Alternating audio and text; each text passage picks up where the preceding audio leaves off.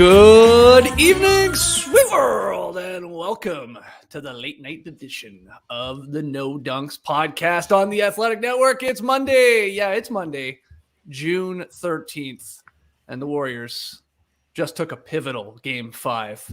I can't believe the nerve of you guys on today's podcast debating whether a Game 5 of a 2-2 finals series was pivotal. Indeed it was, and the Warriors win 104-94. We're going to break it all down here tonight. I'm Jay Skeets, back from running a marathon, and the guys holding it down while I was gone. We got Tass Mellis. Hey, Skeeters. Glad to have you back. What's up, Tassie? We got Tap Shot Hot Boy. Oh, he's got the No Dunks jersey on. Maybe a little hot in the Kirby household. Trey Kirby, what's up, man? Ayo. Hey. Yo. And, of course, the international man of mystery taking it to the max, Lee Ellis.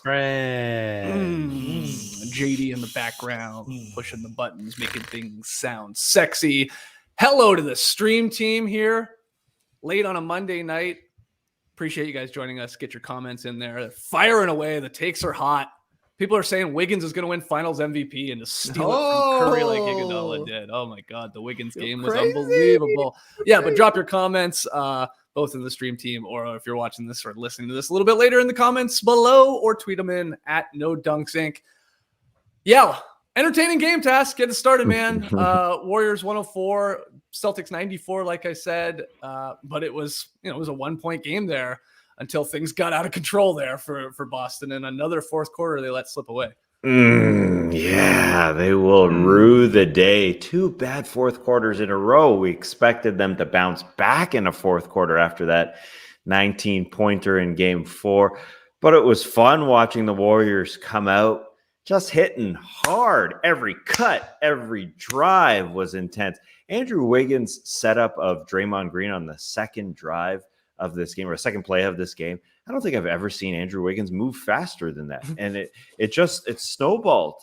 He shoved off Jaylen Brown, or threw Tatum off to get some space. Then Clay did it. That first quarter, everything for the Warriors said they're going home. Their role players are going to play tough. And then in the third quarter, the Celtics did the exact same thing. Every single possession, defensively and offensively, with purpose. So I thought we were lining up for a great fourth quarter, and no Curry to start the fourth quarter. And somehow the Warriors won those minutes by 8 frickin' points, because it was just wild. Wiggins came out, set things up, and then some bad Marcus Smart minutes. Jaylen Brown losing the ball on 2 straight possessions. Tatum shot an air ball. So that's why it was hard, a little painful to watch. I just didn't want 2 games in a row of bad fourth quarter execution from the Celtics. And really, you go back and watch every possession again here in Game 5, and a lot of bad things happened for basically everybody. Udoka said, Derek White, you're not shooting well. You're not defending well. You're off. He brings in Marcus Smart. You could see Smart sprint up to the scorer's table.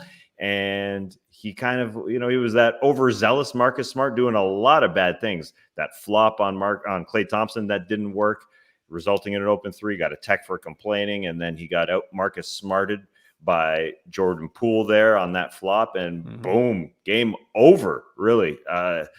That's why it's going to hurt. It's going to hurt the Celtics, I think, looking back at Game 4 and now Game 5 again. Same story.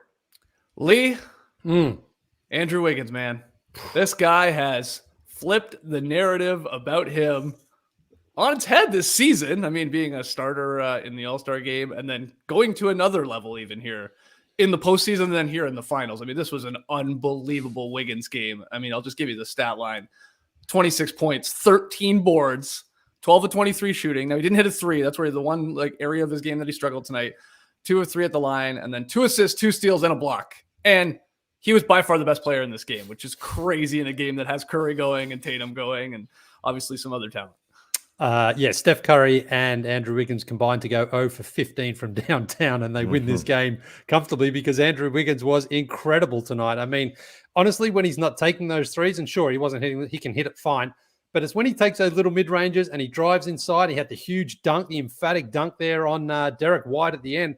he just really has found a way to sort of highlight the strengths of his game and play to those and not try to be anything else, not try to be anything different. Because, when you're the number one pick and he goes to Minnesota, he was expected to do all those things. And I think what we're really seeing in his time here in Golden State, he's just not comfortable being a number one. He's happy being a number 4 on a team, because that means he doesn't have those expectations. But when he goes and he uses his speed and his athleticism, he gets to the right spot and he just takes better looks than what he took where he's doing those in Minnesota. We saw those 2 or 3 dribbles spinning around, fading away deep mid-ranges. That's not his game. But when he's comfortable and he gets to his position and he rises up like he did tonight, he's fantastic. This is just a guy. I mean, he just looked composed out there as well. I mean, apart from those threes that missed, and Mike Breen mentioned it, like way off there on a couple of them, but he just didn't really look like he could be sped up tonight. And then on the defensive end, I thought he also was fantastic, really getting into the grill of Jason Tatum. Now, I think, look, the Celtics did themselves no favors tonight. I thought their passing and their taking care of the ball was absolutely abysmal. And they couldn't hit free throws. They couldn't hit 3-pointers. And then all of a sudden they couldn't miss 3-pointers. But ultimately, I think the Celtics, I just cannot believe how careless they are with the ball. Their first 5 or 6 turnovers weren't necessarily pressure defense. It was just like sloppy offense here. So for the Celtics, absolutely they're going to kick themselves, because you get a game like this. Now, it's funny. You want Steph Curry to get support from his teammates, but you also don't expect him to be quite as bad as he was tonight, not even hitting a 3 for the first time, I believe, in his playoff career. But the Warriors win this game comfortably in the end. And so the Celtics had a great chance here tonight. And ultimately, I think they've got themselves to blame. But also, Andrew Wiggins stepped up in the moment. And Klay Thompson, who's also been a little bit up and down in the final series here, he was also fantastic. So, but the game sort of turned when Jordan Poole hit that wild 3 at the end of the third quarter there, banking it in. Incredible stuff there. And then the Warriors just pulled away, because the Celtics turned the third quarter on its head. They actually outplayed the Warriors in that third quarter, but ultimately that doesn't matter if then you can't score in the fourth quarter. So crazy to see, man. The Warriors now 1 win away from another championship. I think it was Wiggins that went and got that rebound too, to kick it out to Poole, who hit got the assist, at the end of the court too. Yeah, I mean, he's just the work he's doing it, just going and gobbling up rebounds. Trey, as a big Beef fan, you must be relishing it. Like, he is just like, I mean, he is looking, as he should be, especially when he was drafted, like the most athletic player out on the floor, and he's just like going up and like just snatching rebounds like these last couple of games. Where were you the night Andrew Wiggins became Wiggins Island? This was incredible stuff from this guy. I don't know if Slim Jim is like an all beef product, but potential nickname for Wiggins, the way he's boarding out there, because the guy is springy and snappy. Shout out to my guy, Macho Man Randy Savage. But honestly, Wiggins was the best player in the game from the tip. He was driving hard to the rim, attacking space. In the third quarter, he kind of disappeared. That was the only quarter where he wasn't really doing much offensively, but he was bringing it defensively against Tatum and then hitting the glass and able to really, put a dagger on things. That dunk was not the end of the game, but it certainly felt like the end of the game. And it felt like this is the Andrew Wiggins game. The Celtics got a win in game 1 on an Al Horford game. Now the Warriors are getting a win on an Andrew Wiggins game. You got to get a random performance from one of your non-stars to win in the NBA Finals. The Warriors got that tonight. I'm with Lee. This was a winnable game for the Celtics, except for they kept turning the ball over. 18 turnovers, obviously way too many, but just a streaky game for a streaky team. Skeets, I know you thought it was pivotal, but you can't go into game 6 thinking this thing's over already. We've seen the Celtics bounce back time and time again. The Warriors got a crazy performance from Andrew Wiggins to pull off the win here. Like Lee said, Poole was instrumental, kind of cracking things open before really unleashing everything in the fourth quarter. This series feels like it turns every 15 minutes of gameplay, It felt like it was over in the first quarter. Then the Celtics couldn't miss. Then the Warriors were back, and Andrew Wiggins is suddenly looking like Maple Jordan out there. Who knows what's going on? Wiggins was incredible, though, to watch tonight. Yeah, you're right. I mean, it's a game 5, guys. We kept saying game pivotal, and suddenly you guys are telling me it's not. I didn't like that. But I also feel like the Warriors won the championship tonight. I think that I don't think they're going to be beaten twice in a row, but that all said, you said it, Trey. It's like up is down, down is up half the time in this series. Like, you think you've figured it out. It's like, oh, the Warriors, they dominate the third quarter. That's their thing. And then suddenly it's the Celtics thing. And you said it, Lee. Nobody can hit a 3 for quarters at a time, and then nobody can miss a three. It's like just because the fluctuation is sort of all over the map here. But yeah, what else from the Warriors tonight? Impressed you? I mean, obviously Wiggins' task, but other moves that Kerr made, minutes from like Gary Payton II. What else jumped out to you? Well, just first on Wiggins, because obviously he's not a number one guy in the NBA, but he was a number one guy tonight, and they needed him to be. I thought in the fourth quarter, at the beginning of that fourth quarter, when Curry was sitting on the bench, they needed a guy to go to, and there was a possession where he kind of had the ball up top. Usual Wiggins, we would think, okay, he'll pass the ball, but from up top, he just decided, I'm going directly to the hoop, hard drive for a score. And we've been saying that the team has been riding Steph Curry's back all series. Totally true. He was a fantastic decoy tonight, fantastic passer tonight, but they rode Wiggins back tonight. And another thing, he played 43 minutes, led the team in minutes. Again, it's something that we talked about the other day, the AC Green Award, the most resilient, the guy who plays day in and day out.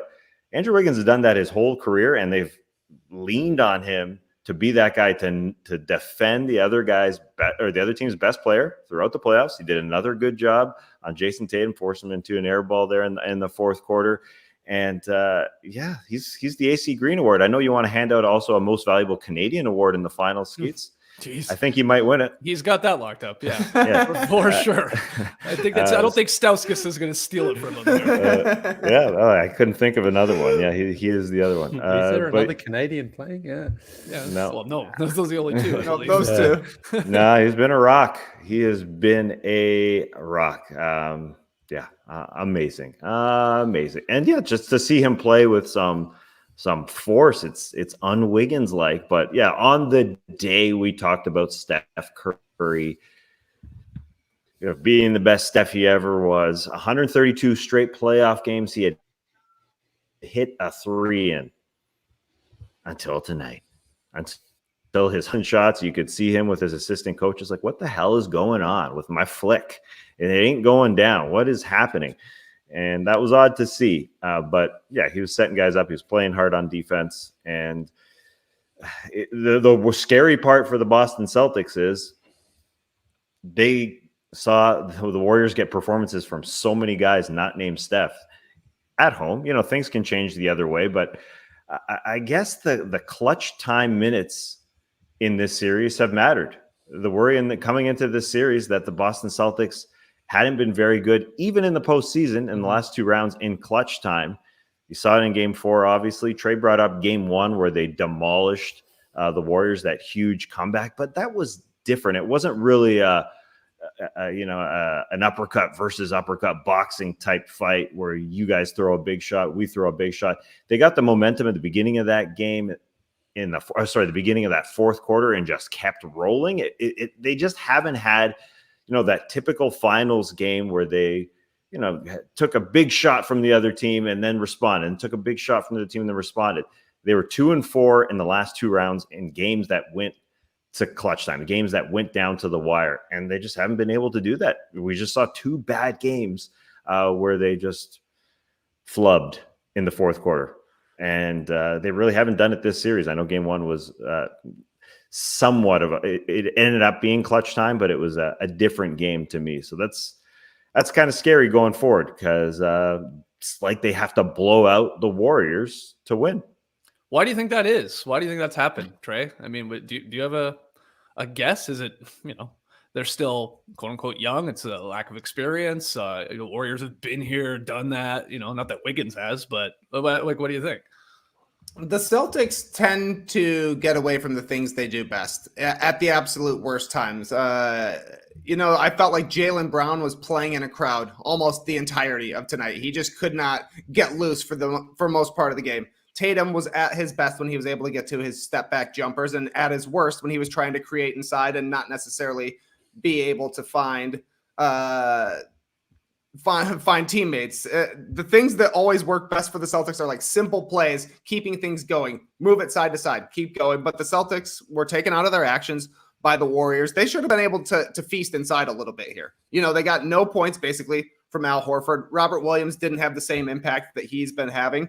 You had Looney in foul trouble for most of this game. Draymond Green fouled out for the third time in 5 finals games. An amazing stat, the Dale Davis Award they're giving him. You would think the Celtics would be able to get something going inside with both of the Warriors' 2 interior defenders mostly glued to the bench, or at least only able to go with one big for most of the time. But for, the past 4 or 5 seasons, there have been times when the Celtics turned into a jump shooting team. And there have been times, certainly in this finals, when they really have trouble with the crowds that are inside in the paint that the Warriors are able to do when they're swarming, because they know if they're sending late help, they might be able to get a steal. They got 18 turnovers tonight. We're able to turn that into a whole bunch of points.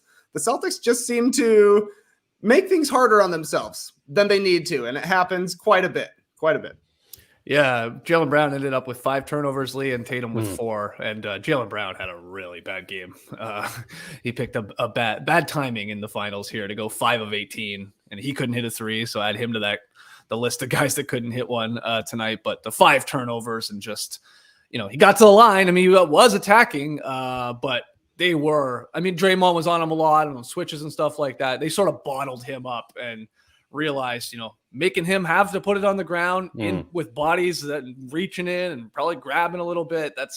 He could be in for a long night, and that was a rough one for him. Yeah, he was definitely trying to force the action. The interesting dilemma that they have there is Robert Williams was a plus 11 in his minutes tonight. He's the only one who finished in a positive for the Celtics. So again, once he's out on the floor, and I think you saw it late when they took him out and Steph drove inside and got that left-handed layup for a team and a guy who'd been struggling. Steph basically saw no Robert Williams and said, all right, well, I'll just go inside then, because no one else can protect the paint and the rim in the same way he can. But I wonder if it's to do with the injury, his stamina, or whatever it is that Udoka's going with. Maybe he's trying to get more offense and trying to spread the floor.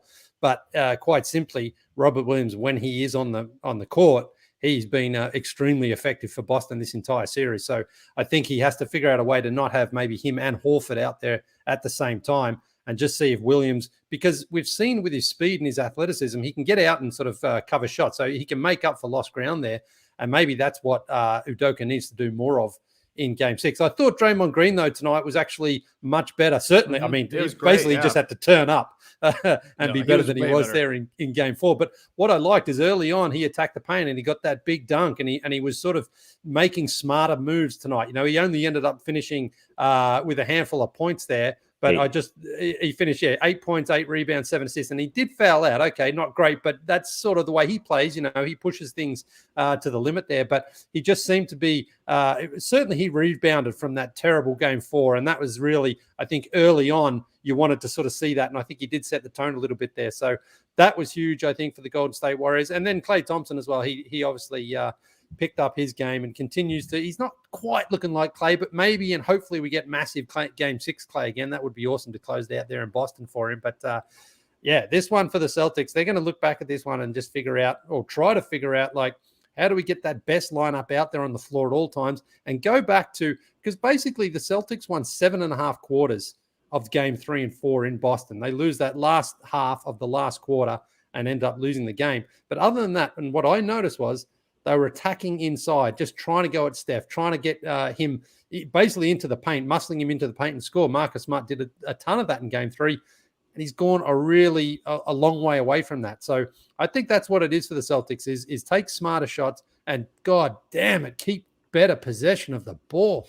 Man, I was frustrated sitting in the house here by myself just going, these guys, if I did that when I was in under 12s, I'd be on the bench, but they're sloppily just laying the ball. You would have your ass riding the pine, would he? But the thing is, they haven't learned this lesson themselves throughout the playoffs. They did exactly the same thing against the Bucks, and they did the same thing against the Miami Heat. Remember Jimmy Butler just coming in and stealing the ball, because Tatum, as great as he's been, he can't just drop the ball off and expect his teammate's going to get it. In the finals, you've got to put a bit of mustard on that ball and make sure your teammate gets it.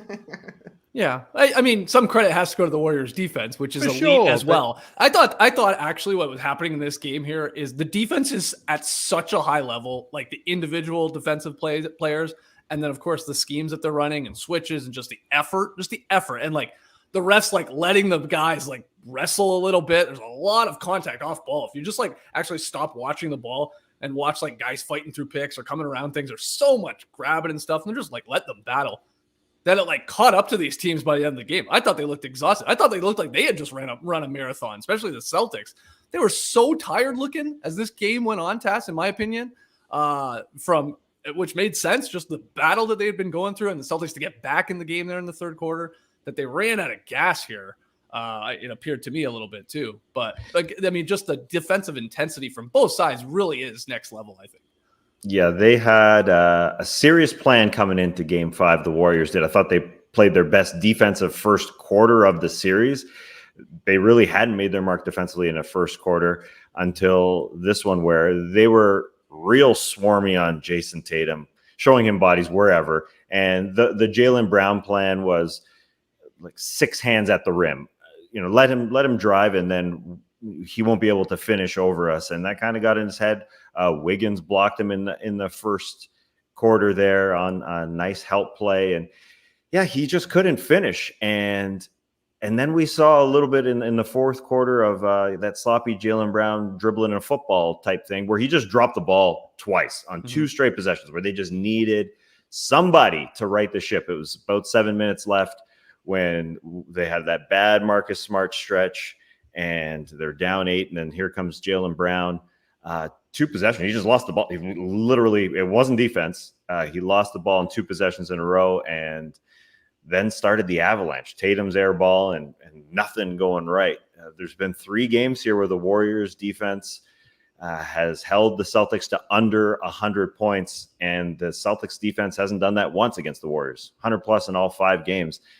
And a part of it is just bad execution by the Celtics, and part of it, is the Warriors throwing them off. But yeah, you'd expect the guys to be able to hang on to the ball a little bit in the fourth quarter. They imploded a little bit in these last 2 fourth quarters. I don't think there's a nice way to say it, and that's going to be the story, I think, for them anyways in the locker room. That's what Ime Udoka was talking about. I'm not so worried about our defense. We just got to do something on offense, and it didn't happen again. He was kind of a liar, though, about that defense, because he said he was happy with letting Steph score a whole bunch of points and limiting the rest of the Warriors. He completely changed that up for Game 5. They were all over Curry in this game. Did a really good job of limiting him. Only 16 points, obviously 0 for 9 from 3. They did a great job of taking away Curry, but then the rest of the Warriors actually stepped up. Maybe not the most efficient games, but Wiggins showed up, Clay showed up, Poole showed up. They needed each of them for little 8-minute segments when Curry wasn't able to get going. And that was kind of a strength in numbers approach from the Warriors that really worked out. You look at what the Celtics got from their bench, basically nothing. Derek White, 1 point in 21 minutes. Grant Williams hit 1 3, and that's it for the competitive portion of the game. That's why it's kind of tough for them to find their best lineup in this game. When you really think back on the way the game went, 9 turnovers in the first half for the Celtics, another 9 in the second half for the Celtics. Basically, they got hot in the third quarter, made 8 threes, and that's why they were even close and competitive in this game. Otherwise, it was a turnover fest, but that's something coming into the series that we all knew was going to happen at some point for the Celtics. It happened a little bit early in the series. They did a good job of taking care of the ball, fell apart in the fourth quarter, no doubt, in Game 4, but in general have cared for the ball pretty well until tonight, when it was just a disaster and the worst possible time. And then Luke Cornett came in and hit a 3. That's beautiful. Right. It's very beautiful. So Lee, back to Wiggins here, because Wiggins Island is, you can't even hope to get a property right now. It's like throughout this postseason into the finals and after Game 5, people are even saying now they're going to get greedy there with Wiggins Island. It's going to be like archipelago, where it's just they're going to United Arab Emirates. They're just going to build islands out of sand and stuff like that, just more, so you can really take advantage of this hot run here. But can you nip in the bud right now for everyone this chatter that I definitely saw on Twitter? Who knows if it's hashtag sarcasm or not, but like, hey, is Andrew Wiggins going to steal Finals MVP here? Should he be getting more consideration for Finals MVP? He is playing great defense. He is having some pretty good games here.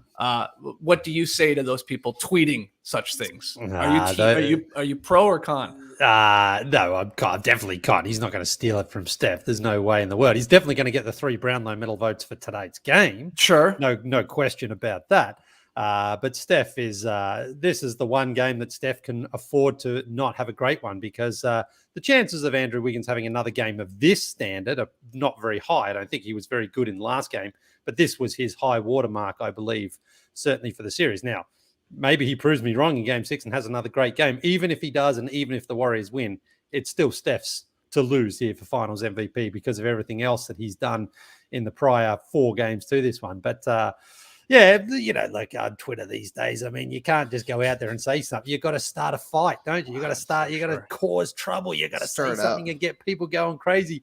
I mean, but that's also kind of how Marcus Smart won Defensive Player of the Year. It was basically off a Twitter narrative, wasn't it? So you gotta plant your flag, man. Yeah, exactly. Maybe if you can just sow enough doubt in the in the minds of the voters, maybe Wiggins can get a couple of votes here. But no, Steph Curry is going to win the award if the Warriors win the championship, which they very well are likely to do so now, even if it goes to another couple of games here. And Tass, do you agree with what Lili's saying there? No. Give it to him. Give it to him. It'll just make Steph hungrier to win next year or the year after that. Of course, Andrew Wiggins should win it.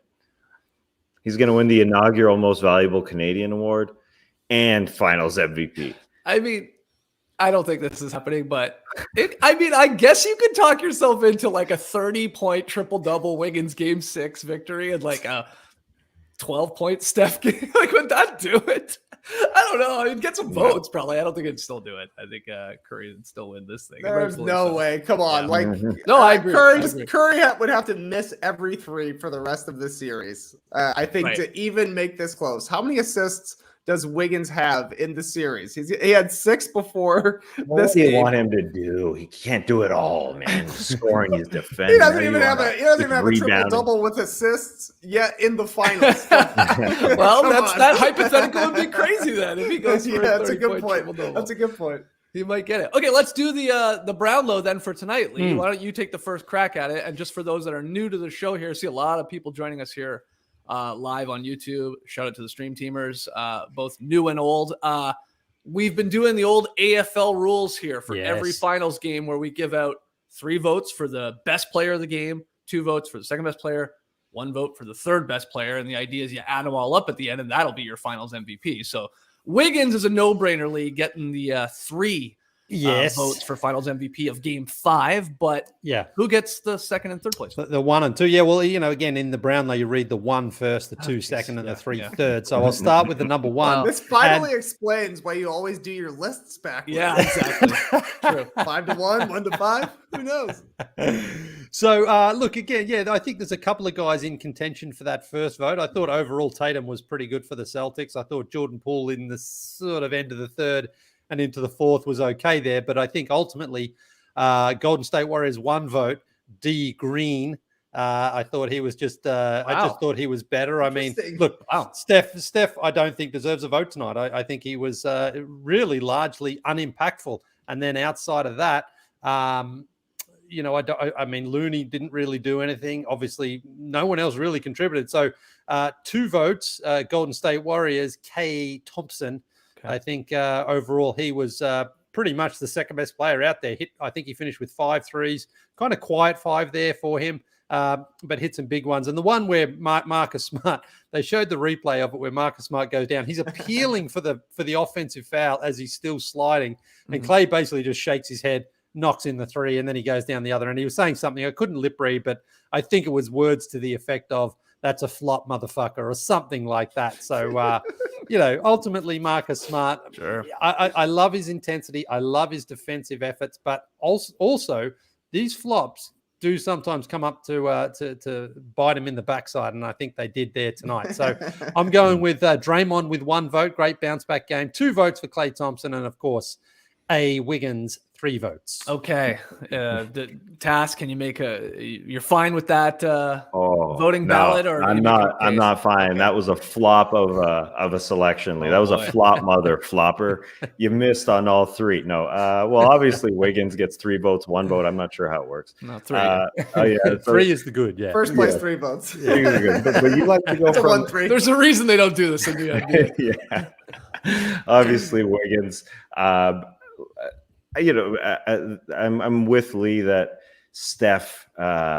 He obviously had a bad shooting night, but he did become an incredible decoy out there, and they had to face guard him, and that's why Wiggins had made up his mind and said, "Well, they're taking away our best player. I'm going to have to be our best player out there," and he did an incredible job of it. So Wiggins is in that spot, but I'm going to go with after Clay. I'll throw Clay in second. I'm going to go with Curry third because of his impact. I understand Dre had a solid game and Poole hit that fantastic banker, but I'm going to give Draymond Green another quick award besides the top 3 votes. I will go with the most entertaining comment I saw in a chat group for Draymond Green. So he wins the chat award. I don't know what to call it. But that jam that he had early in the game, it was a classic Draymond Green fake dribble handoff drive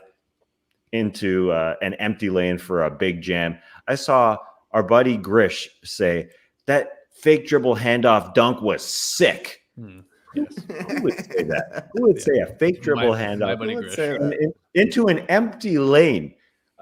So that was a little sick. Come on. That was Draymond's sick. Draymond's not throwing down a lot. Yeah, that was his sickest play yet, I think. No, I think he had a crossover later when he was feeling good. He crossed over Derek White and got into the lane and hit a little floaty float from 10 foot.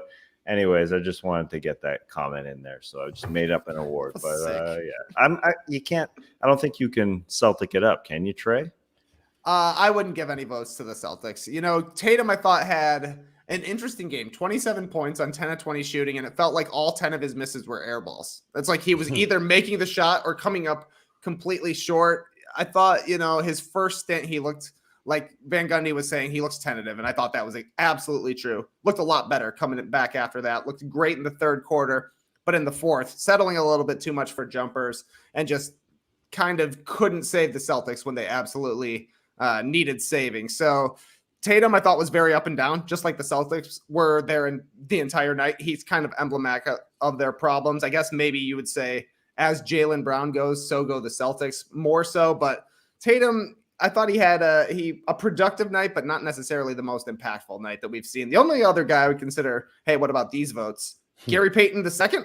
Yeah. 15 points off the bench, 3 steals, 5 boards, was kind of all over the place as a cutter, 6 of 8 from the field, just a little extra energy. And he gives you enough defense that you can play a tiny lineup and get a lot of shooting out there. Yeah. I think he was playing center at one point. Yeah. If I remember correctly there in the first half. I thought he was great. I definitely think he could be in consideration. And then Poole, just doing what they want Poole to do. Hey, turn the game on its head, man. Just come out, fire away. Now he gets exposed. They were going at him.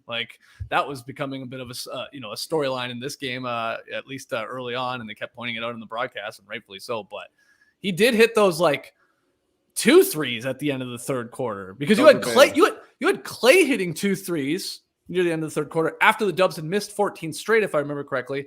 And then I guess, then it was Poole there hitting the crazy buzzer beater. And he finished with a couple, 3 for 6 from downtown overall. So 14 points for Poole. And, that honestly is at this point in the finals, hey man, give us 15 minutes and hit 3 threes. And you're going to give some back on the other end, but make sure one of those threes feels like 10 points with the crowd going crazy as he banks it in. And holy crap, did that just get off his fingertips? That was a wicked replay. The shot behind where the ball is. You could almost see the clock through the gap in his fingertip in the ball. But I'm with you, Skeets. It's they only need, 10 to 14 points from Poole. But hopefully they come when Steph Curry is sitting down and he can just carry the offense for a little bit. And that's exactly what it was tonight, right at the end of the third quarter, beginning of the fourth, getting the Warriors back into the game, giving them a lead. And then Curry comes back and you're laughing. Yeah, and he got under Marcus Smart's skin there a few minutes into the fourth. That's a huge bonus if you're getting that from Jordan Poole. And Marcus Smart was having that stretch we've seen Marcus Smart do. He was just forcing it. He thought, my team needs me here to just give him everything I got.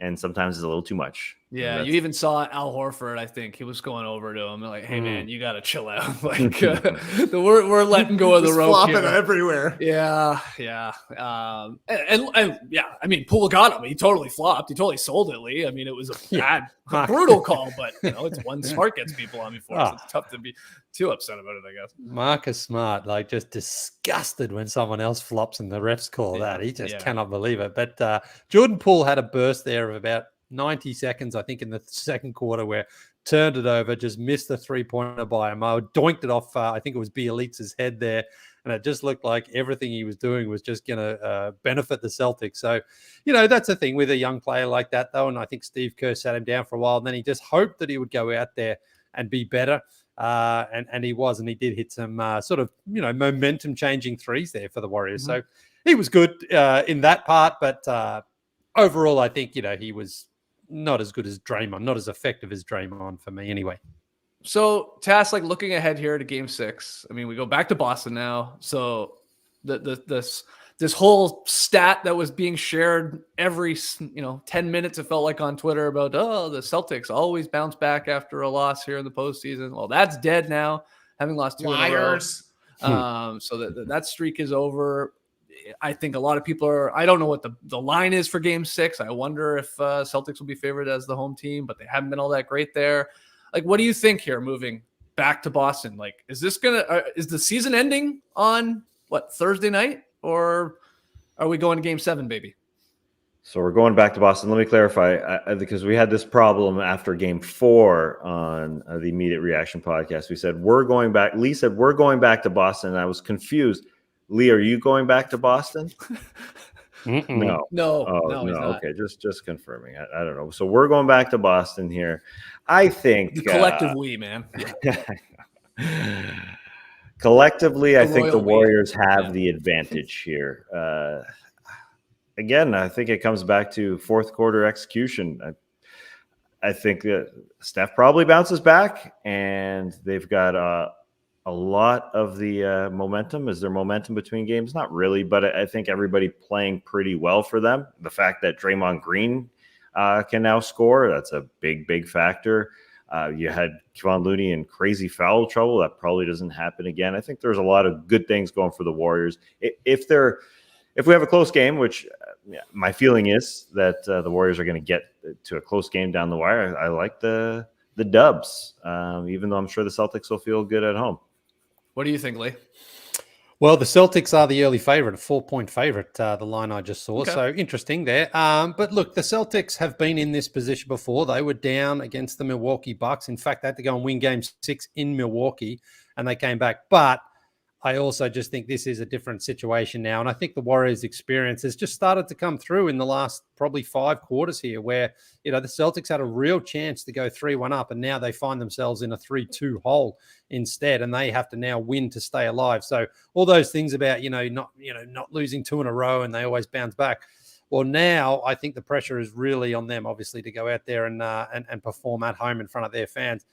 But I do think, again, if they take smarter shots and better shots early on and don't get themselves into a bit of a hole here, that's their best chance of at least seeing the Warriors off. But if they play the way they did tonight, where they were cold and the shots weren't falling and they didn't really change anything until all of a sudden the shots just started falling out of the sky, and they win that third quarter. I mean, they go out and win the third quarter convincingly and lose the game. That's just crazy, because that's the one they needed to turn around. So, well, like you're saying, they got the same shots they got in the first half. They just missed them in the first half. Like, they took the weirdest path ever to be shooting 40% from 3. Miss your first 12, make the last 8. So if the shots are still good, like, why wouldn't they have a chance? Here's the hottest stat you're going to hear going forward until Game 6. The Warriors are 0-3 in road elimination games these playoffs. Wow. Lost to Denver, the gentleman's sweep, lost to Memphis in the Game 6, lost to Dallas in Game 5 before winning it in 6 in Oakland, or in San Francisco. I think the Celtics are going to win Game 6. We go into Game 7, baby. Oh, get the Zaza clip ready? Get it ready. I mean, it's always in the StreamYard. Of course. We'll Once keep we it hit there. playoff time, but keep it there. I won't accidentally delete it or anything like that. Yeah. Okay. Yeah, I mean, I think the best way to approach this series at this point is like whatever you think's going to happen in Game 6, just go the opposite. So if you think the Warriors are going to wrap it up, just pencil it in that we're probably going to a Game 7. But we'll see. You never know. And they take care of the ball. I mean, that's the other stat you're going to see everywhere too. When they do, they generally win, and when they don't, they tend to lose. They need all the possessions they can get and stop like just handing it to the other team, the Warriors team. That then your elite defense isn't set up and they can just score in transition, especially they're deadly, of course, like in sort of secondary three-pointers stepping into shots in transition. So, yeah, if they can take care of it. And it also might be like I feel confident Tatum and Curry will have good games here in Game 6 on Thursday. I believe that. If they cancel each other out, it really could be like, is Wiggins continuing to play at this level, or is Jaylen Brown have like an awesome game still in him here in this series, which you could see him bouncing back because that's happened before here in the postseason. So we'll see. It's not till Thursday. Got a bit of a gap. Boys. Gapper. Oh my goodness. It's all right. Get them all rested up here and everybody healthy, or at least a little healthier. I've got a conspiracy. I've got a conspiracy theory too. What's that? Adam Silver missed the game tonight. He's in her health and safety protocols. Okay. He always gives out the trophy at the end of the season. Will he be out of protocols by Thursday? Or does he need to drag it out to Sunday? He needs the extender. Scott Foster. Wow. That's a good conspiracy. I like it. Look, yeah, but they didn't confirm if he tested positive or if he was just a close contact. So, if the protocol is you've got to test negative twice within 24 hours, I think, from whenever you've been exposed or whatever. So he's got time here for Game 6, but if he tested positive, maybe he's out for Game 6 as well. Oh, Jesus. Who would, even if he's not there, if Silver can't be there, and hopefully he's okay. What, Mark Tatum getting Tatum, yeah. Has wow. to be. Another Tatum? Yeah, Tatum. Oh, yeah. Wow. Well, he can't be giving the trophy to Jason on Thursday. So. All right, Lee's calling a Game 7. He's saying the conspiracy next level is in here. Yeah, it's going to be set up for what's that? Sunday night? What is it? Sunday night. Yeah. Yeah, Sunday night Game 7. Okay. Any other notes from this one? Be it from things actually happening on the floor, the X's and O's, schemes, whatever decisions to be made, or random things. So you got something, Lee? Yeah. Did you guys ever watch the TV show Family Ties? Yeah.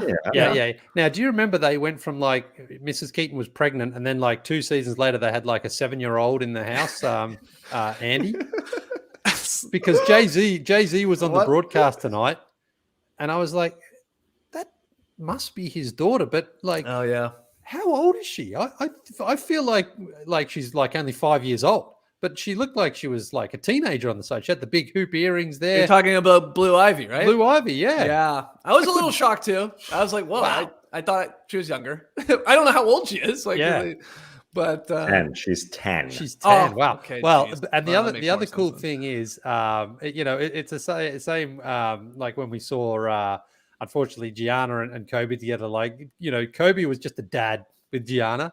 And Jay-Z there with his arm around Blue Ivy there. And she was kind of like, Dad, what are you doing? Like, don't embarrass me. Like, and then he gave her a big sloppy kiss as well, like a big dad kiss. Like, it was just a great moment, the big mogul there, Jay-Z, but he's just a dad with his daughter. And his daughter was like, all right, Dad, play it cool, man. Come on. What's wrong with you? Okay, great note. I'll follow it up with this one. Just a great photo from tonight's game, especially when things were slappy for a little bit. Hey, check out this Bielitsa and Grant Williams pick that I saw going around the AP. That's for those listening, it's just sort of Grant Williams popping Bielitsa in the face and making a great sort of derp face or something. I don't know how you describe that. The poses are similar, but obviously they're a lot closer to like the Tim Duncan playing jazz. I feel like with that's exactly what I thought, Trey. But smashed much closer, like they're playing in a phone booth or something. Yeah, like maybe you could put like a violin for Grant. Yeah, he could be like a viola or a fiddle, perhaps, and then a stand-up bass, bass for Bielitsa. Yeah, somebody get to hey, Graphic Mark, get to work if you can. Yeah, drop some instruments in this bad boy. Yeah, and then the other note I had, we got a great shot of sea lions, and just tanning, I guess, at whatever pier that is. Lounging, man. Yeah. And we're just That's showing at Wiggins Island, actually. So yeah, Just off the shore. showing you a photo of a bunch of sea lions. I thought Spencer Hall, every day should be Saturday there. He just tweeted, "Sea lions don't give a damn. Never have, never will." Were they moving? I guess that's true.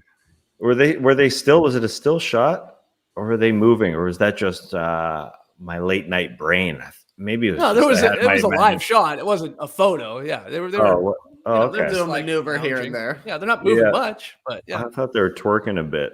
I'm not sure what was happening. They were jiving. Lee, but you're a big zoo guy. You like the sea lion? They usually smell when there's a big bunch of them like that. They're pretty bit rough on the old nose. You're not close enough to know. You're in that scenario. You're not close enough to know. If you see a sea lion out and about, you're marveling at the majesty. Like if we would make stops to see sea lions traveling up the Pacific Coast Highway. There's some beautiful spots where they're lounging, where they come up on these crazy rock structures. Yeah, does it smell like fish around there? It's the ocean. You ever heard of it? Yeah, but they it's got like fish in it. It's it's fine. like they're look cool. unwashed. They're the unwashed secret. What's the What difference? do you between want them to do? Bathe? Yeah. What's the Some difference soap? between a sea lion and a seal? I don't know. The start of a joke? No, I sounds don't like a know. I joke. mean, The BO? Is that the I'm answer? looking Is at that them the going, are they punchline? seals or One sea smells lions? like shit. Sea I lions smell can't- like shit. I can't tell the difference between a sea lion and a seal. I'm just not sure. I mean, are they broing down? Are they enemies? Are they friends? Are they frenemies? I mean, what's the deal there? But yeah, no, they're pretty agile considering they're just blubber. Really, I mean, they the way they move around, they zip around. It's pretty effective. Yeah. I find that most sea lions look like my dog Yams as she ages because they have like the white face. A lot of the sea lions do. Yams, as she's getting older, she's taking after her owner. She's graying rapidly. So she's got a very sea lion-y quality. to Yeah, me. her body is even sea Yeah, lion-y. tubular. Yeah, Certainly yeah, tubular. with small, short little Yeah. arms, or in their case, I'll try and like get the best aquatic creature looking photo I can find of her. Okay. I think the Taz. difference is between a seal and a sea lion is that a seal has been kissed from a rose. Boo. No, but I think Javante Music mentions here that seals don't have whiskers. Sea lions Okay. do. Wow. And yeah, I think that's accurate.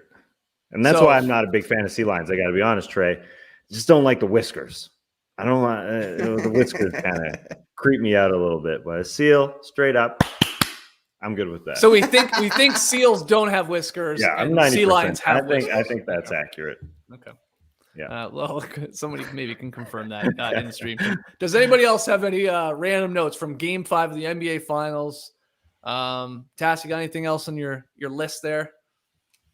I'm all listed out. We did a great job. We did an incredible job recapping everything that happened in this basketball game.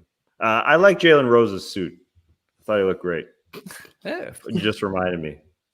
I liked Tricolor. Lisa Salters in her leather jacket, as I said. It had a Fonz vibe to it lately. Hey. We already talked about family ties. Let's make it even older reference with Happy Days. Or whatever Yeah, that the was called. fawns. That's quite a compliment to pay.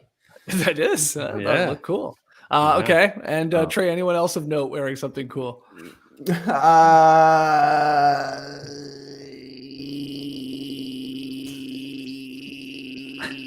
Keep going.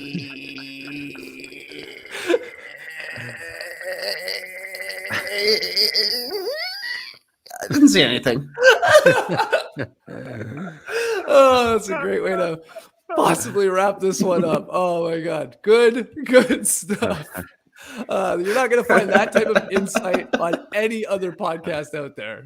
So that's why you got to subscribe to New Ducks on YouTube or wherever you listen and download your podcasts. We are flipping this one into a podcast. JD will be doing the work here in the, now early hours of Tuesday morning. But make sure you leave a 5-star rating and review.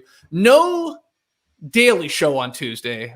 This will be the pod of record, as we like to call it. Our thoughts. I'm glad I got that thought in then. Yeah, it's good. It's right. I mean, I guess you could have dropped it. Maybe you'll be doing something similar on No Breaks tomorrow or today. I guess on Tuesday.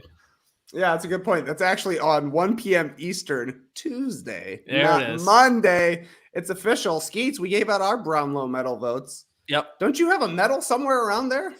It's in a bag still. A medal in a bag, packed up, I precious cargo. People Look, want to hear I've- about the race, bro. Yeah, I mean, I could save it for another podcast. It's late. We gotta get Lily to bed. But it went great. You guys talked about it this morning. I PB'd. I'm headed back to Boston. It was a really fast downhill course. The weather was incredible. It was crazy coming back to Atlanta. How hot it is here, especially how cool it is in it's Washington crazy out State. here. I didn't see any sea lions, but I saw some big ass deer, Lily. Hmm. I saw the biggest deer I've ever seen, like up close. Like deer are not usually that. Like this is how big it was. We saw it from like 100 yards. We were driving. We thought it was a moose. Thought you were running. No, we were driving to the eventual race. Okay, no wonder you said And- a PB yeah, downhill in exactly. a car. We'll have to check me. I have to check my my mat times. Check me in the photos. That guy's I in a was going car. 65 miles Yeah. per hour. No, we thought it was a moose, and we're like, "Holy crap!" And then no, we just got closer. It was the biggest deer I've ever seen. Hmm. And side note, around mile 23, like getting close to ending the marathon on this, like it was a really like trail race and stuff like that. We were in the like beautiful scenery, like in this is basically mountain or pass, I guess. But we were coming to the end. The biggest piece of turd like that I've since the farm, since seeing cows do their business, and everybody running by like that's hate to see that dog and stuff like that. Like this thing was insane, and like we just kept thinking like if somebody stepped in that, their race was ruined. Like it would have devoured them. It was that big, so it's like the Jurassic Park turd. Big Yeah, deers. like- Big deers lead to big poos, I suppose. I mean, Yes, it was crazy. Is that why big massive dumps was trending today? It may have been. Was. But, yeah. Anyway, the race went fine. Saw a big turd, and before the race, saw a big deer. Were they related? Probably. But That's a good report, man. Yeah, That's a perfect it's report. a great race. It's a great I race. think Yeah. a part of So the big turd. I guess the requirement of a big turd, sort of having the proper form to create a big turd is that it just can't fall apart. It could be a big turd, but somehow it falls apart. But if you see like a big turd that looks like the actual poop Right. emoji, I mean, It's like the a rare- poop emoji, but huge. wow. The size of like I'm talking about bigger than like a basketball. Man, my kids would have Oh, loved no. Yeah. No, I'm No dead way. serious. Impossible. I'm dead serious. I was like a foot from it. Why didn't you stop to take a picture? Yeah. Shut up. Your kids Oh, will actually, love I it, found you a said? picture Oh, of it. my kids would love it. Yeah, there. Yeah, basically. I mean, You little were smaller. you were running there in your black dress shirt. that's me. It's me at mile 23. I turned into Jeff Goldblum. Oh, I raced so quick. I run so fast. I turned into a Jeff Goldblum. Oh, chaos theory. Everybody becomes Jeff Goldblum at some point. That's right. Sorry, Lee. You said your kids would have loved that. Oh, it's So big you're- poo. Yeah, they would have Good. been. Yeah, Good. absolutely loving that. Yeah, big Wow. poo heads. Yeah. Oh They yeah. absolutely Oh, I know what I was love gonna say. Yeah, I'm out of it. Our flight got delayed. Flying back today. Nothing worse than coming from the West Coast to the East Coast. Like you're just like bye day. You're like see ya. See you, Whole Dave. day's gone. It doesn't matter. It's a long flight, I guess. But then it's like the time difference. Like, and so I was racing to get back to us. I nearly missed the start of the game. Incredibly, just got back. Like they tipped at like 9:07 or something like that. Got in at like 9:05 into the house, so we were all good. But I'm a real scumbag, Steve, right now. Sweat guy. Oh man, you feel so gross after like any sort of flight, especially a cross country one. So yeah, Yeah, I was worried about you because usually, when you get back, you would message on Slack. So I was Slack tracking you. I yeah, was checking your little active icon. Where's this guy? Where's man. this I was pushing it close. Thought I don't you- know. thought you- Slack tracking. Slack tracking? Yeah, sorry, but we're here and we made it Yeah. happen. Good, good. You got our immediate reaction to Game 5 of the NBA Finals. But let's hear what you guys thought. Leave your thoughts in the comments below the vid or tweet them in at No Dunks Inc. Like I said, no show on Tuesday. No breaks, though, over on the No Breaks YouTube feed and podcast feed. Trey and Graydon talking about the last weekend's race. I did hear you say Ferrari botched it again. Is that what happened? Oh, double DNF, Skeets. Oh, jeez. Jesus. Leclerc retired from first place once again. Oh my God, baby Monaco, what is going on?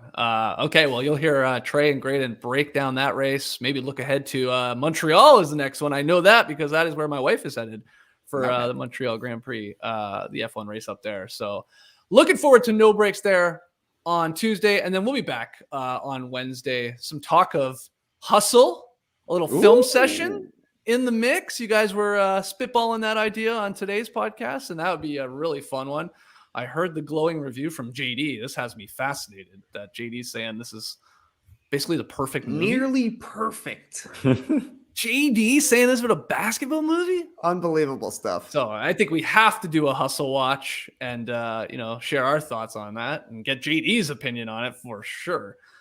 So that's probably coming down the pipeline. We'll get you ready for Game 6 there on Thursday, and we'll see whether or not we're headed to a Game 7, baby. But lots of podcasts coming this week, but let's just go to bed because I am absolutely exhausted. Clipper, bro. You heard it here first. Have a great time. Turn up. Love you guys. Awesome. Thanks for joining us. And remember, you don't come to No Dunks for your animal facts. I love how I refuse to look up whether sea lions or otters have whiskers, and everybody in the stream team saying they both have whiskers, idiot. And actually, Felix Mintu one-upping that and saying, because I was clapping like I was a seal, he said sea lions are the ones that clap. Seals have small front flippers. Jesus. I don't believe you, but maybe you're right. Yeah. All right. There's your seal facts for the night. Brace the day, people. You